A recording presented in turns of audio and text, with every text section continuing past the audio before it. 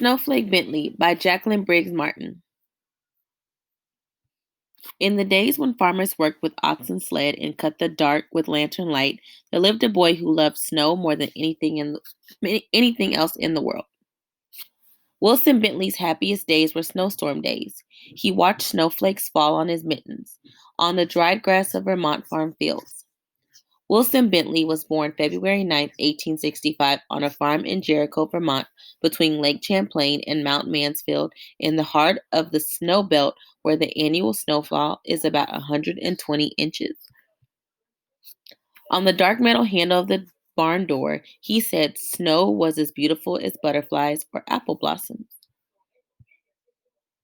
He could net butterflies and show them to his older brother Charlie. He could pick apple blossoms and take them to his mother, but he could not share snowflakes because he could not save them. Willie's mother was his teacher until he was 14 years old. He attended school for only a few years. She had a set of encyclopedias, Willie said.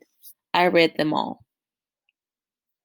When his mother gave him an old microscope, he used it to look at flowers, raindrops, and blades of grass. Best of all, he used it to look at snow. While other children built forts and pelted snowballs at roosting crows, Willie was catching single snowflakes day after stormy day. He studied the icy crystals. From his boyhood on, he studied all forms of moisture. He kept a record of the weather and did many experiments with raindrops. Their intricate patterns were even more beautiful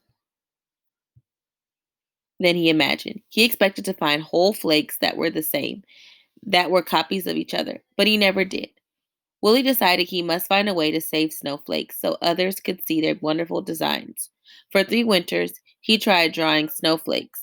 They always melted before he could finish. He learned that most crystals had 6 branches, though a few had 3. For each snowflake, the 6 branches were alike. I found that snowflakes were masterpieces of design, he said. No one design was ever repeated. When a snowflake melted, just that much beauty was gone, without leaving any record behind. Starting at age 15, he drew 100 snow crystals each winter for 3 winters. When he was 16, Willie read of a camera with its own microscope. If I had that camera, I could photograph snowflakes, he told his mother.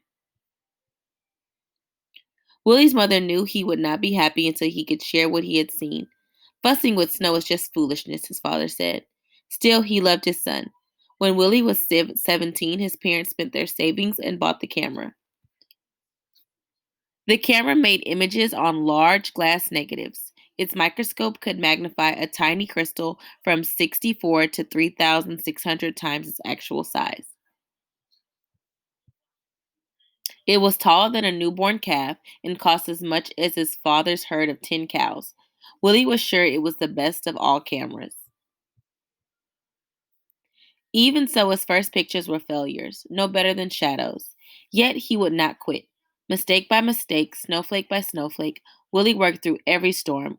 Winter ended, the snow melted, and he had no good pictures.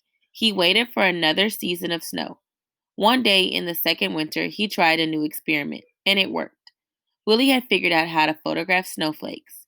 Now everyone can see the great beauty in a tiny crystal, he said. Willie's experiment. He used a very small lens opening, which let only a little light reach the negative, but he kept the lens open for several seconds, up to a minute and a half.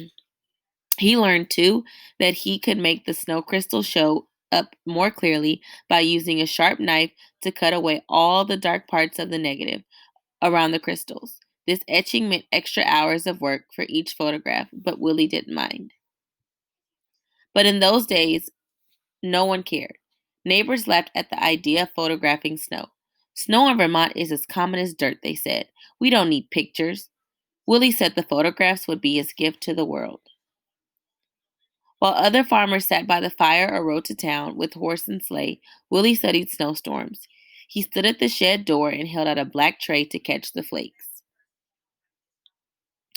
He learned that each snowflake begins as a speck, much too tiny to be seen. Little bits of molecules of water attach to the speck to form its branches. As the crystal grows, the branches come together and trap small quantities of air. Many things affect the way these crystal branches grow. A little more cold, a bit less wind, or a bit more moisture will mean different shaped branches. Willie said that was why in all his pictures he never found two snowflakes alike. When he found only jumbled broken crystals, he brushed the tray clean with a turkey feather and held it out again. He waited hours for just the right crystal and didn't notice the cold. If the shed were warm, the snow would melt. If he breathed on the black tray, the snow would melt. If he twitched a muscle as he held the snow crystal on the long wooden pick, the snowflake would break. He had to work fast or the snowflake would evaporate before he could slide it into place and take its picture. Some winters he was able to make only a few dozen good pictures. Some winters he made hundreds. The best snowstorm of his life occurred on Valentine's Day in 1928. He made over 100 photographs during the 2-day storm. He called the storm a gift from King Winter. Willie so loved the beauty of nature. He took pictures in all seasons. In the summer, his nieces and nephews rubbed coat hangers with sticky pitch from spruce trees. Then Willie could use them to pick up spider webs jeweled with water drops and take their pictures.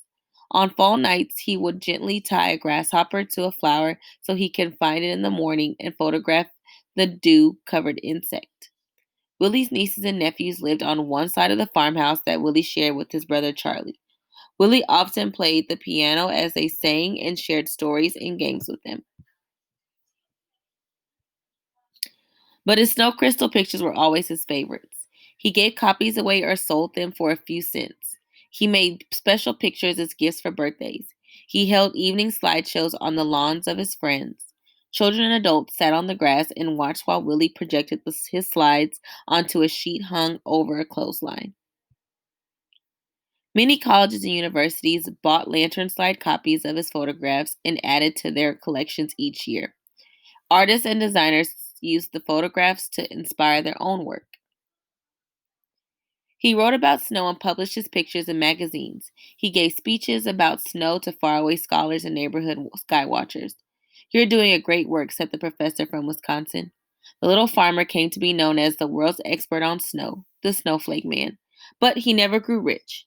He spent every penny on his pictures. Willie said they were treasures in the snow.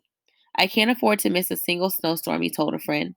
"I never know when I will find some wonderful prize." Other scientists raised money so Willie could gather his best photographs in a book. When he was 66 years old, Willie's book, His Gift to the World, was published. Still, he was not ready to quit. Even today, those who want to learn about snow crystals begin with Wilson Bentley's book, Snow Crystals. By 1926, he had spent $15,000 on his work and received $4,000 from sale on the photographs and slides. Less than a month after turning the first page on his book, Willie walked 6 miles home in a blizzard to make more pictures. He became ill with pneumonia after that walk and died 2 weeks later.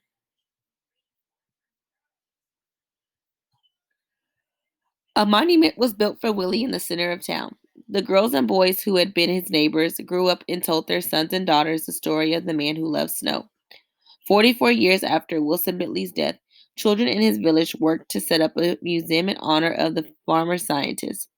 And his book has taken the delicate snow crystals that once blew across Vermont, past mountains, over the earth. Neighbors and strangers have come to know of the icy wonders that the land on their own mittens, thanks to Snowflake Bentley.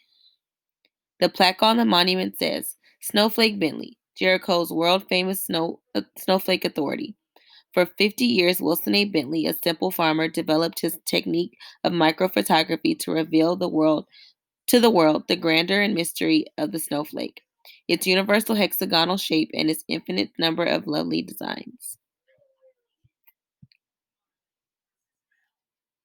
The average dairy farmer gets up at dawn because he has to go to work in the cow yard.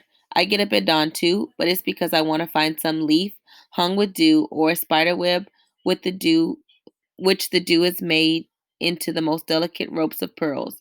I take my camera with me, get down on my knees into the wet grass, and photograph these exquisite bits of nature. Because I do this, I can show these lovely things to people who never would have seen them without my help. They would get their dairy quart of milk all right. Other farmers will attend to that. But I think I'm giving them something which is just as important. W. A. Bentley.